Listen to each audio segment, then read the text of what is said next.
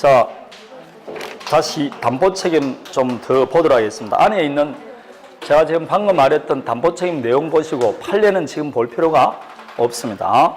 그럼 담보 책임 중에서 독특한 걸 좀 봅니다. 그게 여러분 책 490페이지입니다. 물건 하자 담보 책임에서 자, 경매하고 두 개 남았는데 예컨대 갑과 을 사이에 토지 매매를 합니다. 근데 을이 토지를 매수한 이유가 공장 신축을 위해서 토지를 매수하는데 하천법 적용을 받아서 공장 신축 허가가 안 나요. 이렇게 법률상 장애로 인해서 혹은 제한으로 인해서 계약의 목적을 달성할 수 없게 된 겁니다. 을이 갑의 살림을 매수했습니다. 살림을 매수한 이유가 이 토지에 있는 수목을 벌채하기 위해서 살림을 매수했는데 나중에 모르니까 이게 보안림 구역에 해당돼서 벌채 허가가 안 납니다.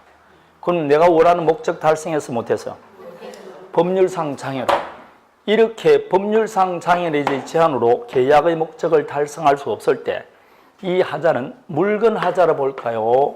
권리 하자로 볼까요? 이 시험에 나오는데 물건 하자로 봅니다. 판례는 이걸 물건 하자로 봅니다. 물건 하자로 본다는 요 말 속에는 매수인이 선이고 뭐 해야 된다?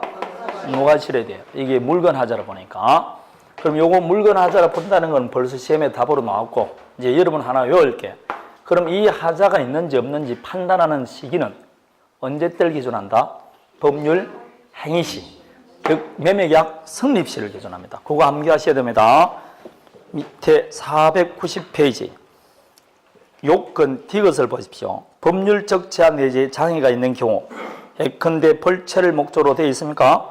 이런 것도 뭐라고? 물건 하자로 본다. 그 밑에 판례를 보십시오. 판례 까만 글씨만 봅니다. 건축을 목적으로 매매된 토지에 허가받을 수 없어 건축이 불가능하다는 법률적 장애는 매매 목적물 하자에 해당하는지 적극되어 있죠? 물건 하자입니다.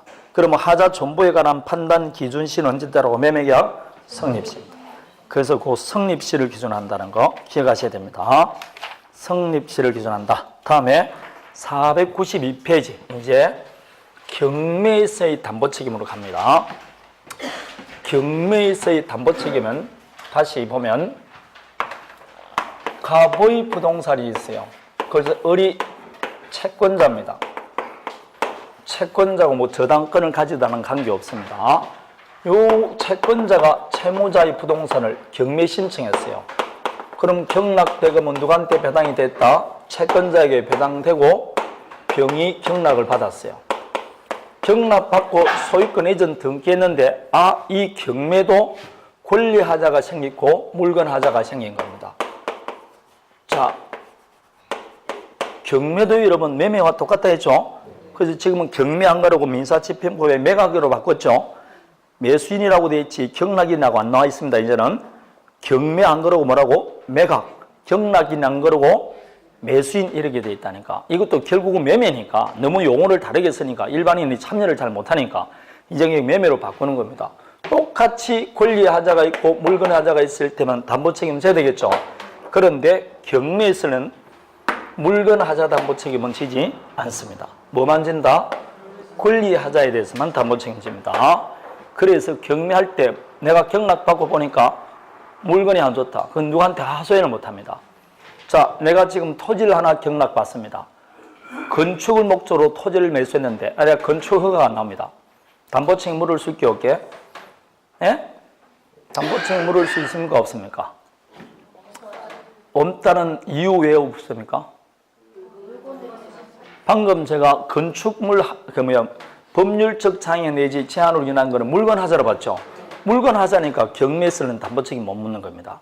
그게 물건 하자냐 권리 하자냐에 따라서 완전히 달라진 게 그 개세요. 근데 판례는 권리 하자로 보고 물건 하자로 봤습니다. 따라서 여러분이 토지 같은 경락 받을 때 공장 신축을 위해서 토지 경락 받는다. 미리 다 허가 여부 알아봐야 된다, 안 알아봐야 된다? 알아봐야 되지. 허가 여부, 허가 안 나왔죠? 어디에 하소연을 못 합니다, 이거는.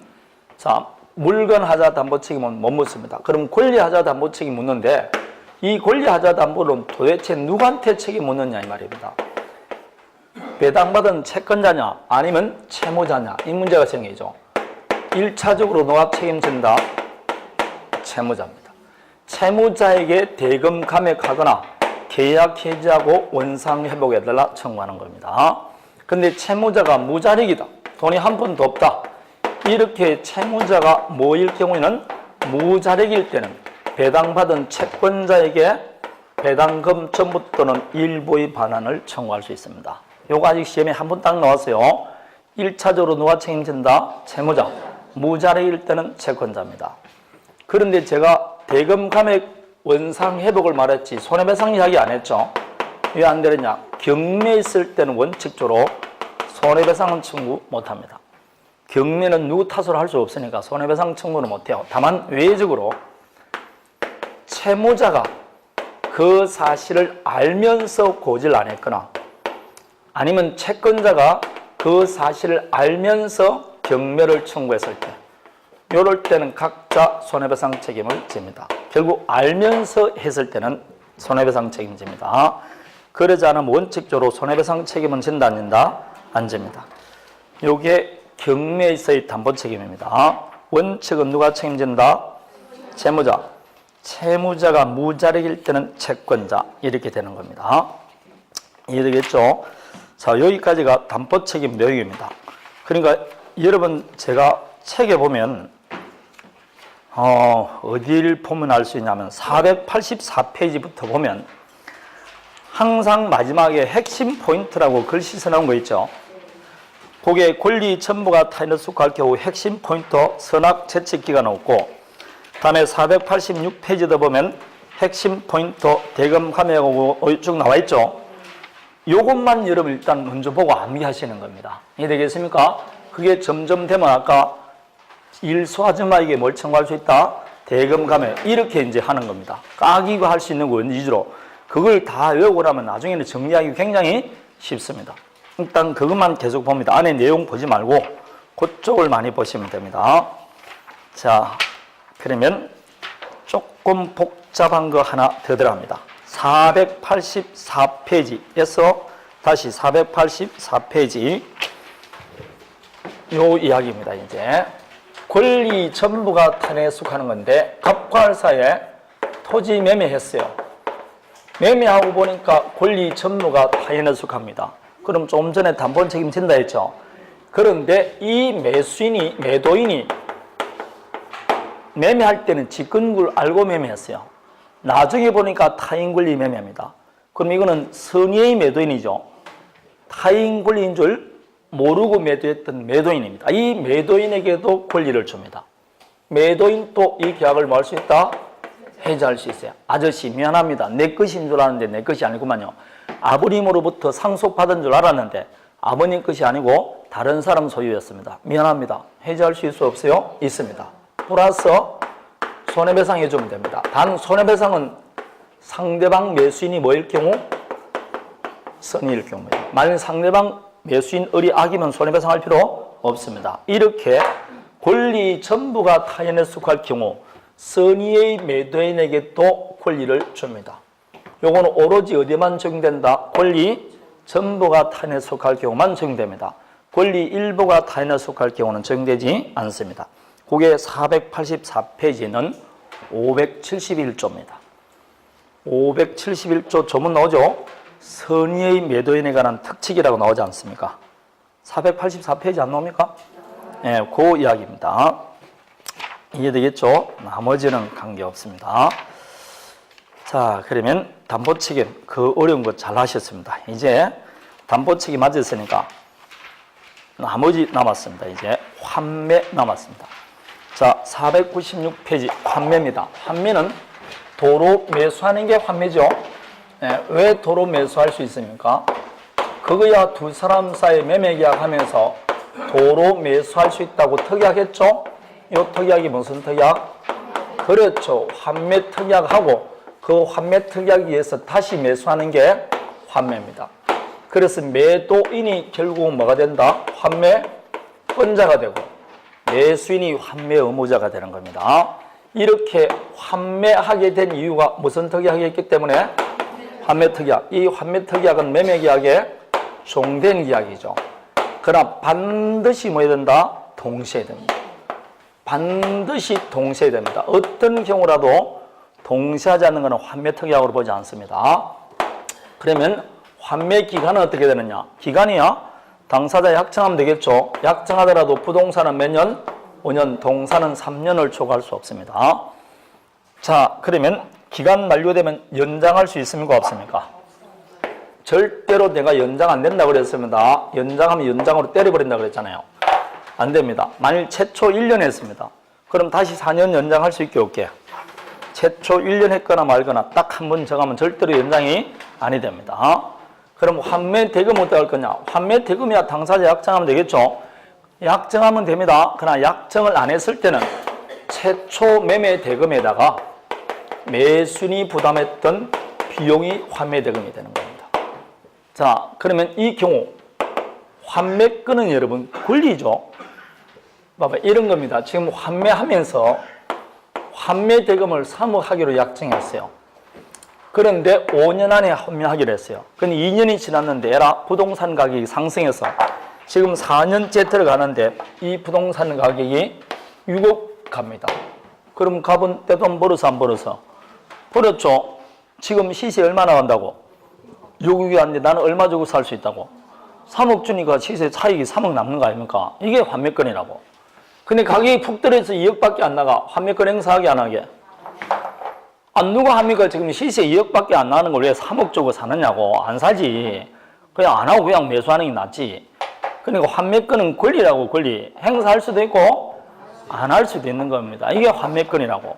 따라서 이 매수인 입장에서는 환매권 행사할지 안 할지 모르니까 환매권 행사하기 전까지는 완벽한 소유자입니다. 아무런 제한 없는 완벽한 소유자입니다. 따라서 다른 사람에게 처분할 수 있게 없게 그럴 때 이 환매권입니다. 환매권은 일방적 의사표시에서 다시 매수할 수 있는 권리가 있으니까 형성권입니다. 당연히 재산권이다 아니다? 방금 엄청난 재산권이었지 않습니까? 그런데 이 환매권을 환매 의무자인 매수인이 아닌 제3자에게 대항할 수 있느냐? 대항하기 위해서는 뭘 해야 된다? 등기. 그런데 이게 등기법에 정식으로 등기가 있죠? 환매 등기입니다. 이건 매매 계약에 부기 등기하게 됩니다. 그럼 환매 등기하면 제3자에게 대항할 수 있게 없게 있습니다. 대항할 수 있습니다. 그럼 나중에 환매권 행사할 때는 매수인 을에게 합니까? 제3자 병에게 행사합니까? 예? 환매 등기를 하게 되면 매매 소유권 이전 등기, 부기 등기하기 때문에 매수인에게 합니다. 매수 제3자 병에게 행사합니다. 되겠습니까? 497페이지 동그라미 3번에 나와 있습니다. 등기한 때는 제3자에 대해서 효력이 있고 그 제3자에 대해서 환매권 행사하면 됩니다. 자, 등기하면 제3자에게 뭐 할 수 있다? 대항할 수 있다. 자, 그러면 다시 봅니다. 여러분 환매권 행사하고 안 하고 누구 마음이라 했죠? 네, 환매권자 마음입니다. 따라서 어른 자유롭게 처분할 수 있다고 그랬어요. 자, 언제 문제되는가? 상가입니다. 상가에 지금 한 달에 월세가 150만 원 나와요. 그리고 환매대금 5억 하기로 했어요. 그러면 5년 만에 환매할 때 요 5억만 주면 되느냐? 이자도 줘야 되느냐? 매수인도 넘겨줄 때 건물만 넘겨주면 되느냐? 150만 원 월세가 뭡니까? 과실이죠. 이건 어떻게 할 거냐? 복잡하죠? 그래서 우리 민법에는 이자와 과실은 상기한 것으로 본다. 딱 이렇게 나와 있는 거예요. 이자와 과실은 뭐한 것으로 본다? 상기한 것으로 본다. 이렇게 되어 있습니다. 자, 그러면 이 매수인 을이 목적물에 필요비 익대를 투입했습니다. 비용은 받을 수 있을까 없을까요? 있습니다. 제가 대금의 이자와 과실을 상기한 것으로 본다 했지 비용 못 받는다는 뜻은 아닙니다. 따라서 비용은 203조 점유자와 회복자의 관계에 의해서 그대로 비용 청구할 수 있습니다. 498페이지 위에 있는 이야기입니다. 다시 보면 나대지입니다. 갑과을 나대지의 환매특약이 했어요. 그 환매특약에서 환매하기 전에 매수인이 건물을 신축한 겁니다. 그래서 환매특약에서 다시 갑 앞으로 왔습니다. 법정상권 인정될까 안 될까요? 나대지에 뭘 했다고? 환매권 유효하면서 매매했죠? 그럼 인정 안 해줍니다. 499페이지 제일 위에 나대지상의 환매특약 등기가 갱료된 상태에서 대지 소유자가 지상 건물을 신축한 후 환매권행사에서 소유자가 달라졌다. 인정될 리가 없습니다. 그 나대지 너무 뭐라고? 땡 그러면 됩니다. 나대지 환매 땡입니다. 자, 여기에 환매 가는 겁니다. 다음에 거기에 공유지분 환매가 있는데 별로 어렵지 않아요. 자, 갑과 을이 지금 한 필지를 공유하고 있습니다. 근데 요 을이 자기가 갖고 있는 지분을 병에게 처분해요. 근데 지분 처분하면서 그냥 처분하면 좋은데 환매 특약하면서 지분을 처분하는 겁니다. 이 갑이 을이 지금 뭘 가지고 있다? 환매권. 그런데 환매권 행사하기 전에 갑과 병이 공유자인데 공유물이 분할돼 버린 겁니다. 그럼 이 을은 어떻게 환매권 행사할 거냐? 분할할 때는 두 가지죠. 현물 분할. 그럼 갑이 가질 것이고 병이 단독 소유할 것이고, 대금 분할이면 병에게 대금이 나오겠죠. 그러면 요 을은 어떻게 환매권 행사하면 되느냐? 그 병이 받은 부분에 환매권 행사하면 됩니다. 돈이면 요 돈에다가 뭐 하면 된다? 환매권 행사하면 됩니다. 받은 부분이나 받을 부분 등 대금에 환매권 행사하면 됩니다. 그런데 갑과 을이 짜고, 병이 짜고 형식상 병에게 요만큼 주는 것으로 분필을 해버리면 요 을은 요만큼만 해야 될 거 아닙니까? 쪽박 차겠죠? 따라서 요 공유물 분할할 때는 환매권자에게 미리 통지를 해줘야 돼요. 안 그러면 대항을 못합니다. 499페이지 법조문 그대로 읽어봅니다. 공유자 1인이 환매할 권리를 보류하고 그 지분을 매도한 후 목적물이 분할이나 경매가 있는 때는 매도인은 매수인이 받은 또는 받을 부분이나 대금에 환매권 행사하면 됩니다. 그 사람이 받은 부분에 환매권 행사하면 됩니다. 공유물 분할됐으면 분할 받은 부분에, 대금 분할됐으면 그 대금에 환매권 행사하면 됩니다. 그러나 매도인에게 통지하지 않는 매수인은 분할이나 경매로서 대항하지 못한다. 그래서 공유물 분할할 때는 환매권자에게 통지해줘야 된다, 안 해줘야 된다? 해서 분할에 참여하게 만들어주는 겁니다. 왜냐? 나중에 그걸 지가 매수해야 되니까. 그 이야기입니다. 자, 여기까지입니다. 다음에 500페이지 교환입니다. 자, 교환은 법조문이 두 개밖에 없다 했죠. 재산권을 이전할 때 대금을 주면 교환, 금전 이외의 재산을 주면 교환입니다. 그래서 돈 주고 사면 매매, 돈 위에 거 주면 뭐다? 교환. 무조건 돈 위에 거는 무조건 교환이라 그럽니다. 그럼 앞으로 교환이란 문제가 나오면 모조리 다 뭐로 바꾸라 그랬죠? 그렇죠. 글씨를 매매로 바꾸고 문제 풀면 아무 지장이 없습니다. 무조건 매매로 고쳐서 풀면 됩니다. 자, 그럴 때 3억짜리와 4억짜리를 교환하면 부족하죠? 그럴 때 부족분을 금전으로 보충해 줄 수 있습니까? 없습니까? 가치가 균등하지 않을 때 금전으로 보충해 줄 때 이걸 보충금이라 그래요. 그럼 보충금이 지급되면 교환입니까? 매매입니까? 그냥 매매라 하니까 보충금이 지급되더라도 교환이라고 그렇게 말을 하는데도 뭐 보충금이 지급되더라도 거기 밑에 501페이지 보충금 지급 2번을 보십시오. 보충금의 지급의 특약이 있는 경우에도 여전히 교환계약이지 매매계약으로 전환되는 건 아니라고 시험에 2번 나왔다고. 거기에 보충금이 지급되더라도 교환입니다.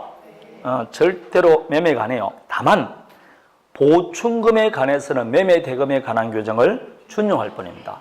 자, 그럼 다시 이제 문제 푼 겁니다. 문제가 교환이 나오면 무조건 그걸 뭐로 풀으라고? 매매로 바꾸고, 보충금이란 말이 나오면 이걸 뭐로 바꾸면 된다? 대금 이렇게 바꾸면 돼요. 따라서 보충금이 지급되지 않으면 그 말을 바꾸면 뭐라고? 대금이 지급되지 않으면 계약 해지할 수 있어 없어요?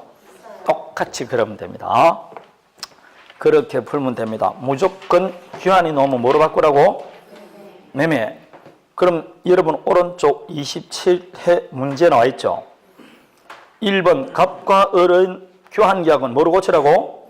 매매계약은 서면 작성 필요한다, 필요하지 않는다? 필요하지 않죠. 2번 을은 갑의 보충금 미지급, 보충금을 뭐로 고치라고? 매매대금 고치면 되죠? 그럼 매매대금 미지급을 이유로 교환계약을 해지할 수 있어 없어요? 있죠. 그럼 당연히 뭐 있죠. 다음에 계약 체계로, 이 말은 매매계약 체계로 이렇게 바꾸면 된다니까. 이해 되겠습니까? 건물이 지진으로 붕괴됐다. 계약 체계로 이행 전에 지준으로 붕괴됐으면 후발적 불능이네. 그럼 누가 위험 부담합니까? 채무자 위험 부담. 그럼 뭐 상대방에게 인도 청구할 수 있게 없게? 없다. 그러면 되는 겁니다. 그냥 매매로 바꾸면 됩니다. 자, 이제 502페이지. 임대차 들어갑니다. 여러분이 좋아하는 임대차입니다. 이 임대차는 법조문 618페이지 조문을 보면 당사자 일방이 누굽니까? 임대인. 임대인은 상대방에게 목적물을 사용 수익하게 할 것을 뭐한다? 약속합니다. 그래서 사용 수익하게 할 걸 약속하고 거기에 따라 상대방은 임차인이죠. 뭘 취급한다? 차임을 취급할 걸 약속하면 성립합니다. 약정만 하면 효력이 생기는 게 무슨 계약? 낙성계약. 그리고 특별한 방식이 필요 없으니까 분료시. 그리고 요 사용 수익하는 것과 차임 지급은 서로 대가지고 교환적이니까 유상계약이고 쌍무계약입니다. 그래서 이것도 매매와 똑같죠? 유상, 상무, 낙성, 분료식 계약입니다. 유상, 상무, 낙성, 분료식 계약입니다. 자, 여기에서 차임이라고 되어 있죠? 금전이라고 되어 있습니까? 차임이라고 되어 있습니까? 따라서 차임은 반드시 금전일 필요 없고 현물로도 줄 수 있게 없게 있습니다. 자, 이게 사용 수익 차임 지급하는다. 그런데 사용 수익하는 걸 한 번만 해줘야 됩니까? 임대차 기간 또한 계속 해줘야 됩니까? 계속 해줘야 되죠. 차임도 계속 지급해야 되죠. 일정 기간 계속 급부해야만 계약의 목적을 달성하는 계약이니까 이게 무슨 계약? 계속적 계약입니다. 이게 대표적인 계속적 계약입니다. 자, 여기서 이제 임차인은 임대차 기간 동안 임차 목적물을 사용 수익할 권리가 생겨요. 대신 뭘 지급한다? 차임. 그럼 임대인은 차임 받을 권리가 있고 임차인은 사용 수익할 권리가 있죠. 그 사용 수익하는 권리를 뭐라고 한다고? 임차권. 근데 이 임차권은 물건이다, 채권이다? 채권입니다. 이러다 보니까 이 임차권은 특정인에게만 주장할 수 있어요. 누구한테? 임대인에게만. 그래서 이 임차인 지위가 굉장히 뭐라고? 불안합니다. 예컨대 임대차 계약이 체결됐습니다. 보증금 3억이고 임대차 존속기간을 2020년까지 했어요. 근데 이 임대인이 요거 임차 목적물을 다른 사람에게 매매해버린 겁니다. 그래서 언제 매매냐? 2017년도 매매에서 소유자가 탁 바뀌었어요. 그러면 이 병은 뭘 취득했다는 겁니까? 소유권은 물건이죠. 세상 모든 사람에게 주장할 수 있어요. 그러면 소유권은 사용 수익하는 권리인데 누가 사용하고 있다?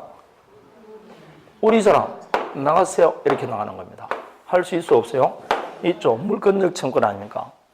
그럴 때 이 경우 소유권에 관한 물권적 청구를 할 때 그 물건을 점유하는 자가 점유할 정당한 권한이 없으면 반환해 줘야 돼요.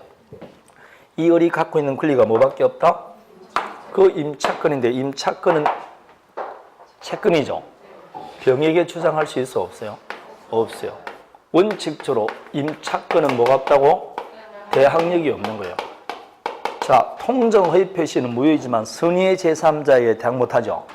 그럼 어떤 특정 권리를 특정인이 아닌 다른 사람에게 주장 못하는 걸 대항할 수 없다는 거예요. 임차권은 대항력이 없어요. 그럼 쫓겨나야 된다, 안 쫓겨나야 된다? 그 기간 동안 사용할 수 있어 없어요? 없어. 보증금 달라 할 수 있어 없어요? 없어. 그럼 그 보증금은 갑에게 달랐는데 갑은 벌써 돈 한 푼도 없어. 그리고 사용도 못해. 쪽박을 차게 되는 겁니다. 이런 위험한 권리가 임차권입니다. 여러분 이게 건물이라고 하지만 농촌사회에서 우리가 산업사회가 공업사회가 되기 전에 올해도 아니에요. 100년 전에 아니면 50년 전에는 우리나라는 전부 다 뭐밖에 없다고? 수전농업이었어요. 그럼 토지를 갖고 있는 사람이 뭡니까? 지주. 빌리는 사람이 뭐라고?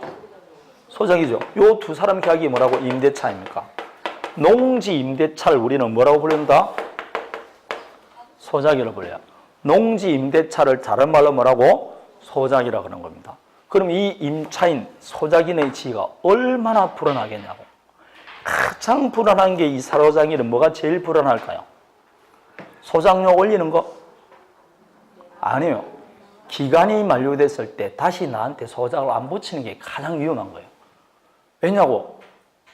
그나마 이걸 농사를 지으면 풀이라도 먹고 살 수 있지만 땅이 없으면 어디 가서 먹고 살 거냐고. 공장에 가면 되잖아요. 그때 공장이 없다니까. 오로지 땅밖에 없다고. 그러니까 화전민으로 간다든지 강산 노동자를 간다든지 아니면 무슨으로 가는 거죠. 그럼 무슨이 잘 되겠느냐고 그게. 그러면 이 소작농보다 더 하청 계급이 뭐라고? 모섬이에요. 그 모섬이 그렇게 좋은 게 아니라니까. 아무 희망이 없는 겁니다. 계속 일하고 뭐만 먹는다고?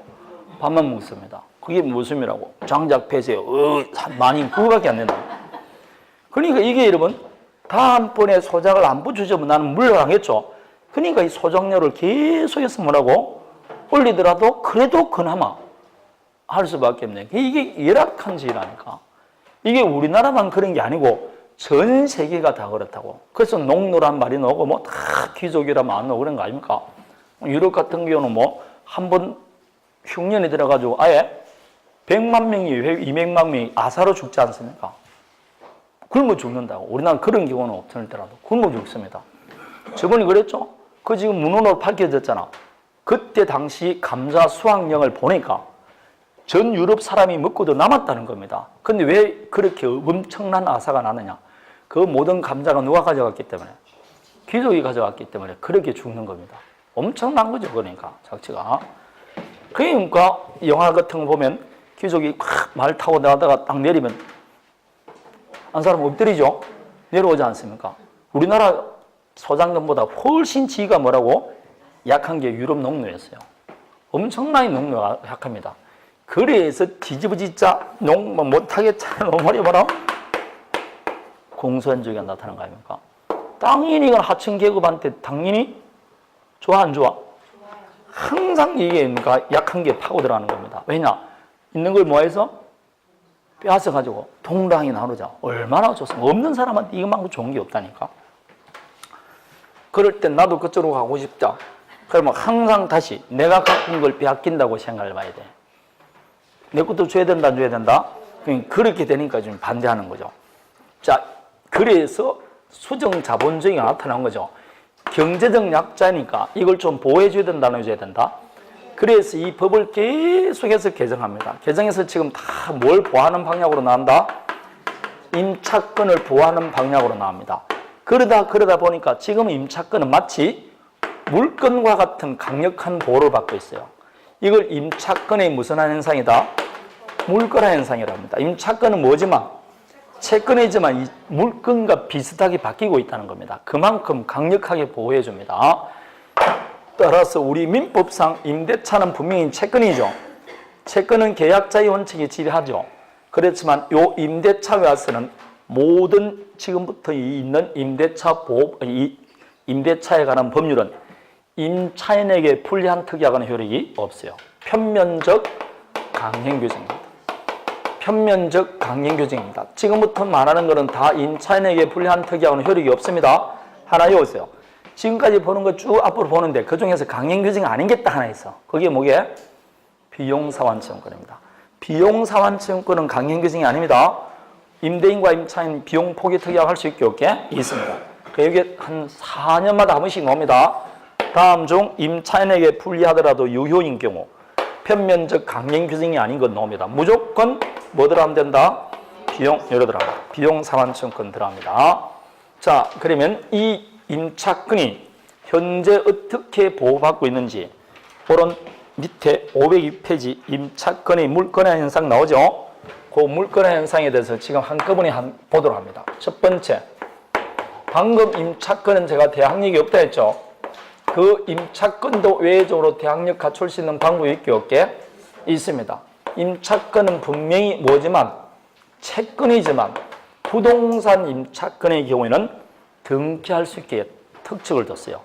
그래서 621조에 보면 부동산 임차인은 당사자 간 반대 약정이 없는 한 임대인에게 등기 절차에 협력할 것을 청구할 수 있고 2항 등기된 임차권은 언제부터?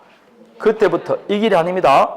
등기된 임차권은 등기한 그때부터 제3자에 대하여 효력이 생깁니다. 그래서 만일 임차권이 등기했습니다. 등기하고 난 다음에 만일 다른 사람에게 양도됐어요. 요 조금 전에 그림하고 똑같아요. 그러더라도 등기되면 그때부터 누구한테도? 임대인이 아닌 제3자에 대해서 효력이 있다 되어 있잖아. 그럼 여전히 몇 년간 2020년까지 사용 수익 조장할 수 있어 없어요? 있고 기간 만료되면 병역의 보증금 반환 청구할 수 있게 없게 있잖아. 안심할 수 있잖아. 마치 전세권하고 같은 물건과 같이 바뀌는 겁니다. 이렇게 등기하면 대항력 갖추게 만들었습니다. 요 조문 암기해야 됩니다. 조문을 암기해야 돼요. 그런데 여기서 여러분 토지 임대차는 구태여 임차권 등기를 안 하더라도 대항력 인정하는 방법이 있어요. 무슨 임대차다고? 토지 임대차. 뭘 하기 위해서? 건물을 소유할 목적으로. 그 밑에 보면 건물의 소유를 목적으로 한 데 있을 겁니다. 맞습니까? 갑과 할 사이에 토지 임대차를 합니다. 근데 왜 임차권을 설정하느냐? 이 토지 위에 을이 음식점을 건축해서 사용하기 위해서. 그래서 건물을 소유할 목적으로 타인 토지를 빌린 겁니다. 그럼 건물을 지가 신축했어요. 그럼 지금 이 임차권이 대항력 있기 위해서는 원칙적으로 뭘 해야 된다고? 그럼 토지 등기부에 임차권 등기하면 되겠죠? 그럼 이걸 안 하더라도 임차인 소유 건물 등기를 하면 됩니다. 건물을 등기하면 이때부터 요 임차권도 뭐가 생긴다?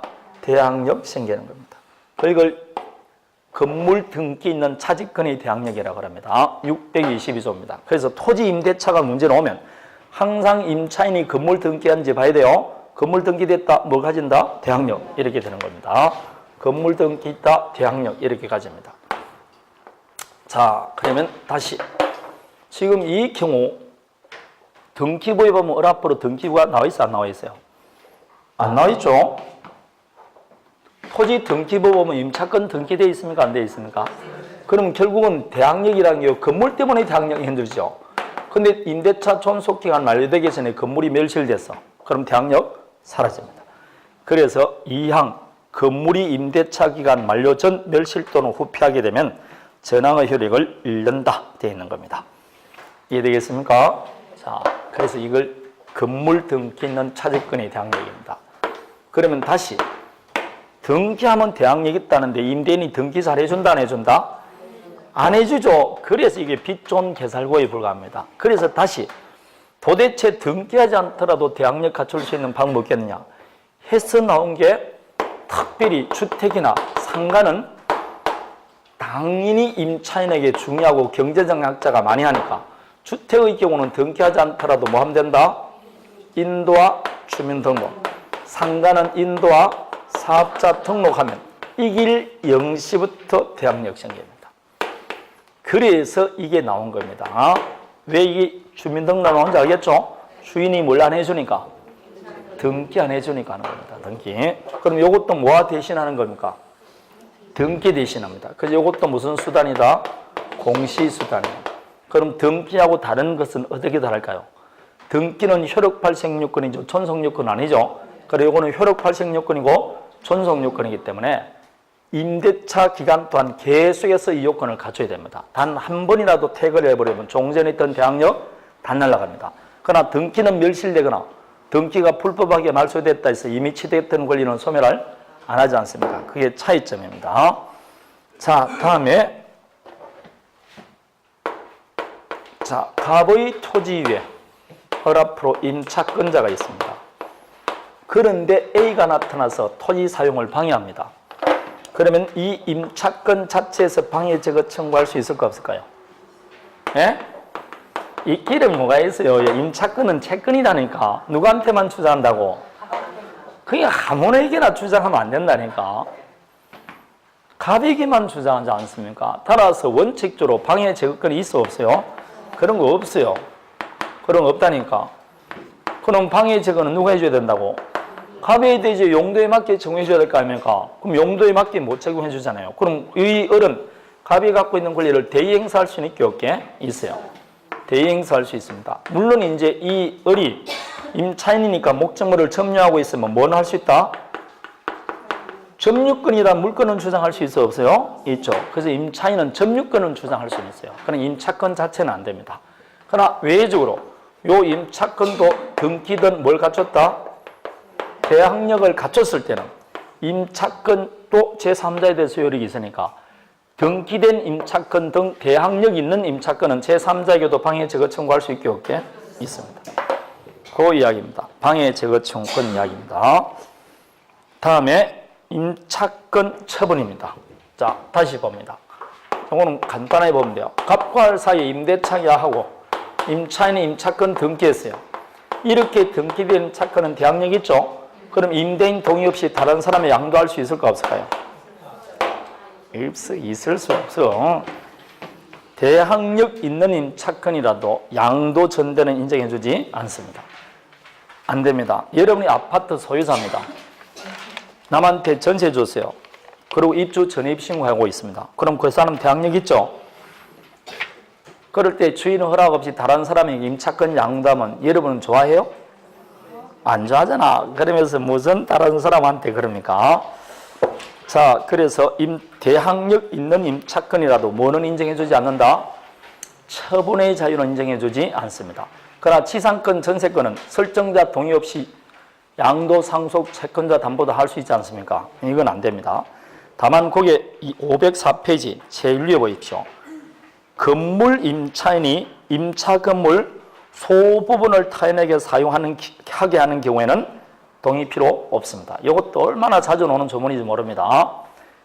자, 2층 건물 단독주택을 내가 임차했어요. 근데 1층에 방 한 칸을 남한테 빌려준다든지 창고를 남한테 빌려준다. 이럴 때는 동의 얻을 필요 없습니다. 소부분입니다. 다음에 임차권 존속기간인데 우리 민법에서는 임대차 최장기간도 없고 최단기간 없어요. 결국은 민법 임대차는 존속기간 보장해준다 안 해준다? 안 해줍니다.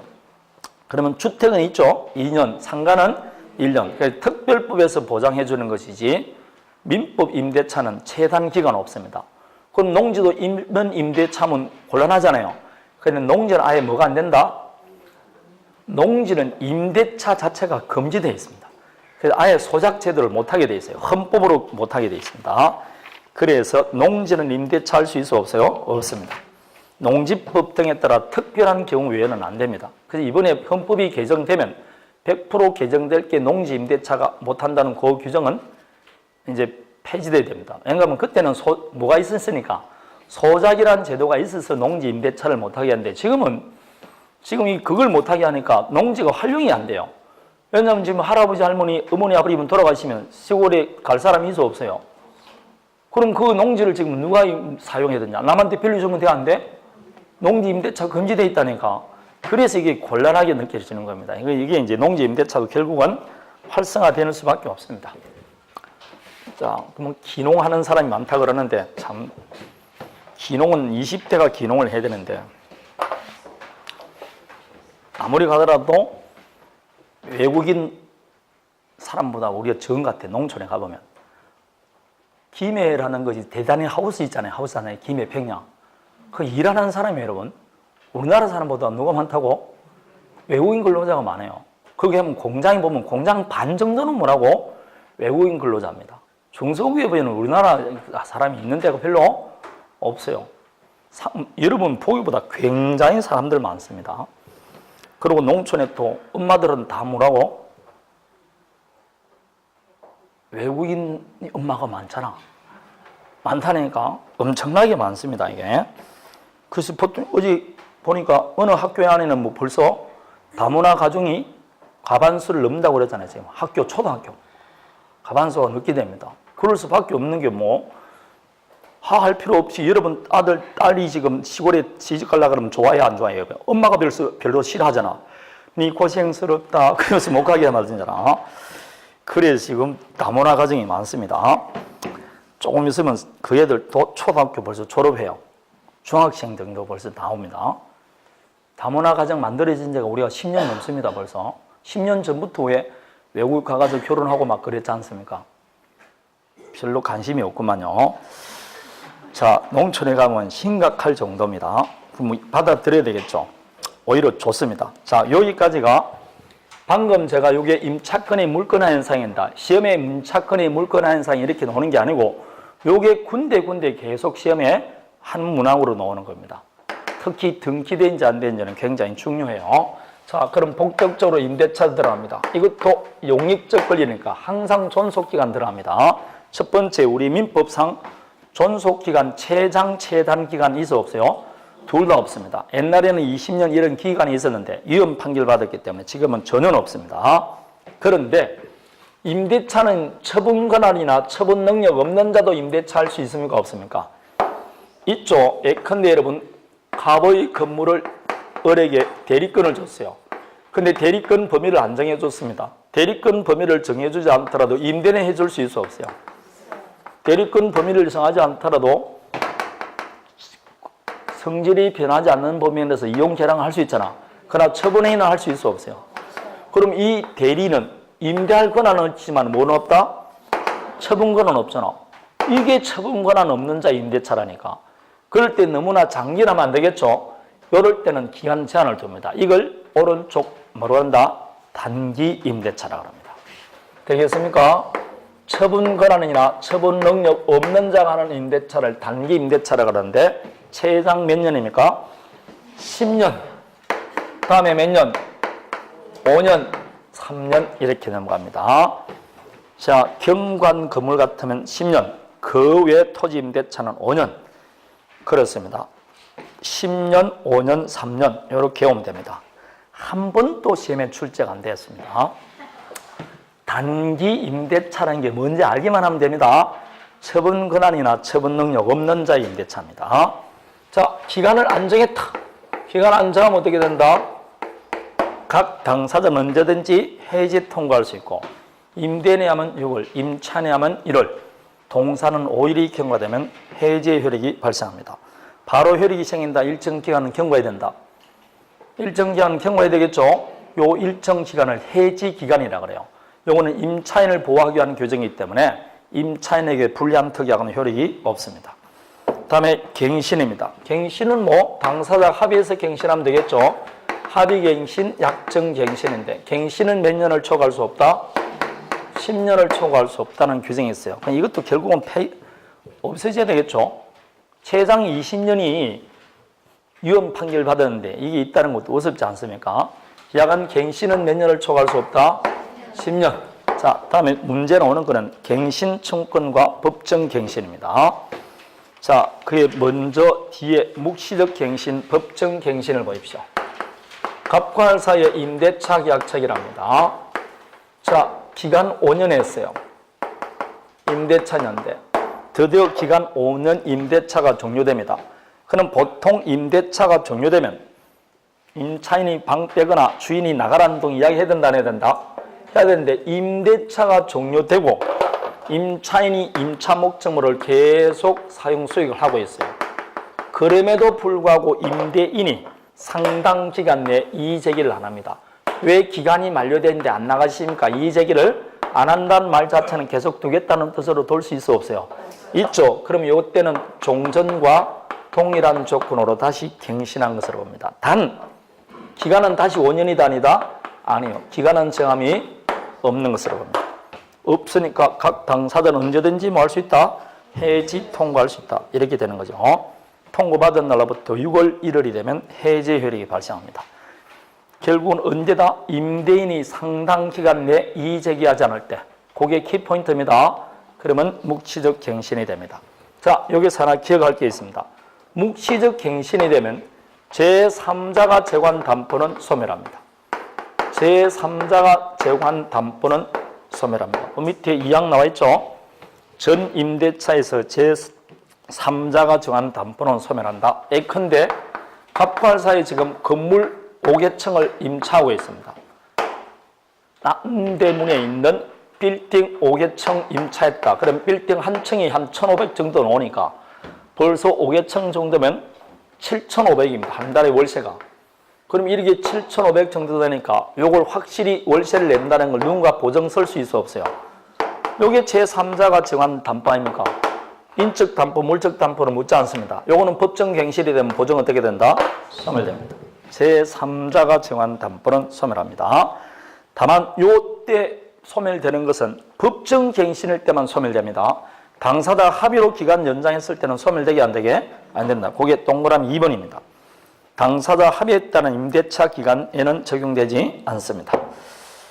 자, 그 이야기입니다. 여기까지가 존속 기간에 가는 거. 앞에 갱신 청구는 나중에 매수 청구할 때 보면 됩니다. 다음에 임대차의 효력입니다. 효력이란 게 이제 임대인의 권리 의무, 임차인의 권리 의무 이걸 보면 되겠죠. 그럼 그렇습니다.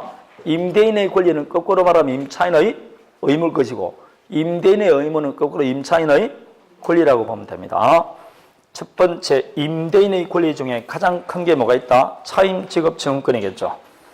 가장 중심적인 효과입니다. 그럴 때 이 차임이 경제 사정 변동 등으로 상당하지 않게 되면 차임 정감 청구할 수 있게 없게 있습니다. 이 차임 정감 청구권은 형성권이다, 청구권이다. 네, 제가 지상권 할 때도 지로 청감 청구권, 전세권 할 때도 전세금 청감 청구권 모두 다 청감 청구권의 형성권이라니까. 모두 다 형성권입니다. 형성권. 예컨대 갑과 사이에 임대차 계약을 체결하면서 한 달에 월세를 150주기로 했어요. 그런데 이 임대인이 갑자기 주변에 월세가 너무 올랐다. 올려달라. 3월 1일 날 청구합니다. 정액 청구예요. 그럼 임대인이 일방적으로 정액 청구하면 바로 정액되게 안 되게? 정액된다니까. 그게 형성권이라고. 정액 청구와 동시에 정액된다고. 그럴 때 300으로 올려달라 그랬습니다. 근데 임차인 입장에서는 300은 너무 비싸다. 못 올려주겠다. 그럼 다툼이 있겠죠? 그럼 다툼이 있으면 법원에 가는 수밖에 없죠. 올려달라는 데 문제가 아니고 그 상승액이 문제가 된다니까. 그럼 법원에서 10월 1일 날 150을 올리는 건 너무 심하지 않냐? 200주라. 법원에서 10월 1일 날 판결이 확정됐어요. 그럼 10월 1일부터 정액됩니까? 3월 1일부터 정액됩니까? 그러면 3월 1일부터 정액된다고. 이게 무슨 건이라고? 형성권이다 이 말입니다. 정액의 효과는 선고시 정액의 효과가 발생합니다. 그런 걸 뭐라고 그런다고? 형성권이라고 그럽니다. 재판시를 표준할 것이 아니고 청구시를 표준하는 겁니다. 자, 물어봅니다. 차임을 정액하지 않는다는 특약이었어요. 누구한테 유리합니까? 그래도 사정 변경이 있으면 정액 청구할 수 있을까 없을까요? 네? 밑에 판례 나와 있잖아. 507페이지 제일 밑에 차임 부정액 특약이 있더라도 그 특약을 그대로 유지시키는 것이 신의책에 반한다고 인정될 정도의 사정 변경이 있으면 정액 인정해 줍니다. 사정 변경이 있기 때문에. 따라서 부정액 특약이 있더라도 정액 청구할 수 있어 없어요? 있어요. 자, 문제는 차임을 청구하는데 임차인이 차임을 안 줍니다. 계속 안 주면 임대인 입장에서는 차임을 확보해야 되겠죠. 그 차임 확보할 수 있는 방법을 두 가지 만들어 놨어요. 첫 번째, 토지 임대차입니다. 토지를 빌려줬어요. 그래서 토지 임차권자입니다. 근데 임차인은 건물을 지금 신축해서 소유하고 있어요. 근데 치료를 계속 연차합니다. 1년 연차하고 2년 연차하고 3년 연차한다. 여러분 1년이 치료가 2천만 원 주기로 했으면 2년 연차하면 벌써 4천 갑니다. 여러분 같으면 가만히 있겠습니까? 뭘 잡아야 되겠죠? 그럼 잡을 게 뭐가 있습니까? 임차인 소유 건물 있잖아. 그 건물을 뭐 하면 된다? 압류를 딱 합니다. 압류하면 나는 이 건물에 뭘 취득한다? 저당권을 취득합니다. 두 사람 사이 저당권 설정 약정한 적이 없죠? 왜 취득하냐? 취득한다고 법에 정해지니까 법정 저당권입니다. 새삼스러운 눈빛으로 보지만 했어요. 저당권 할 때 법정 저당권입니다. 그러면 등기부에 보면 저당권 등기되어 있어 안 되어 있어요? 안 되어 있습니다. 그럼 언제 저당권 등기한 것으로 본다? 압류 등기한 때. 압류 등기한 때 저당권 등기된 것으로 봅니다. 그럼 경매하면 우선 면제 받겠죠? 그럴 때 연재차임 몇 년분 받는다? 그렇죠. 변제기 경과 후 최후 2년 차임 채권되어 있습니다. 자, 그런데 이거는 토지 임대차인데 건물 임대차는 어떻게 될 거냐면 건물을 임대차하면 건물은 잡으면 돼 안 돼? 건물은 임대인 건데 어떻게 직을 압류합니까? 안 되겠죠? 그럼 그 집에 들어가 냉장고를 잡으면 됩니다. 임차인 소유 뭘 했다? 동산을 압류합니다. 동산을 압류하면 무슨 효력이 있다? 질권. 그럼 결국은 봐봐요. 건물을 압류하면 법정 저당권, 동산이나 과실을 압류하면 법정 질권. 그렇습니다. 안에 상세하게 보지 말고 임차인 소유 건물을 압류하면 법정 저당권, 임차인 소유 동산이나 과실을 압류하면 법정 질권 이러면 됩니다. 이해되겠습니까? 그거 다 누굴 보호하기 위한 것이다? 임대인이라. 이건 임대인을 보호하기 위해서입니다. 다음에 임대인이 해야 될 가장 큰 의무 중에 하나가 임차 목적물을 용도에 맞게 사용 수익하게 해줄 의무가 있습니다. 한 번만 해줍니까? 계약 존속 중 계속해 줘야 됩니까? 그래서 임대인은 사용 수익하도록 먼저 목적물을 인도해 줄 의무를 부담해요. 다음에 계약 존속 중 계속해서 사용 수익에 필요한 상태를 유지해 줘야 됩니다. 그러나 이때 사용 수익에 필요한 상태란 임차 목적물의 통상적인 용도에 맞게 제공해 주면 됩니다. 그래서 중간에 팔려보십시오. 통상의 사용 수익에 필요한 상태를 유지하면 족하지 임차인의 특별한 용도, 예컨대 단란 주점업을 하기 위해서 임차했다. 그럼 단란 주점업을 하기 위해서 필요한 상태를 유지할 의무는 있어 없어요? 없습니다. 그런 거 안 됩니다. 그냥 통상 용도에 맞게 제공해 주면 됩니다. 임차인의 특별한 용도를 위해서 유지해 줄 의무는 없다. 그렇게 나오는 겁니다. 거기 있는 법조문을 일단 다 암기하셔야 돼요.